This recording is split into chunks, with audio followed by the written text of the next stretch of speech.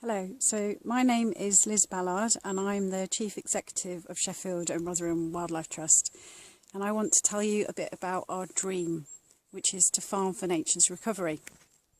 So we know that the UK is one of the most nature depleted countries in the world, and we also know that our climate is changing and that we need to think about how we reduce our carbon emissions and how we capture and store carbon in the future. And these two problems, we think, go together, and a potential way of challenging both of these is to think about how we manage our land, and in particular, how we farm our uplands. So, for example, I'm standing here today on a piece of land that is owned by Sheffield City Council. And if you look just over there, over my shoulder, you can see that we're really close to Sheffield City itself. And then if we look just up this way, you can also see that we're about on the edge of the open moorland, which is right on the edge of the Peak District National Park. So we're really here, right in the uplands, right on the edge of the open moorlands of the National Park. And so we're standing in what is effectively an upland farm. And it's predominantly made up of, if you look a bit closer, at things like heather and bilberry. So here's some bilberry plants, and it's quite a monoculture. There's not a lot of diversity here, even though this is a SSSI, a site of special scientific interest. So we think as a partnership that this land could just do so much more. It could offer so many more systems and benefits to the people of Sheffield and to others.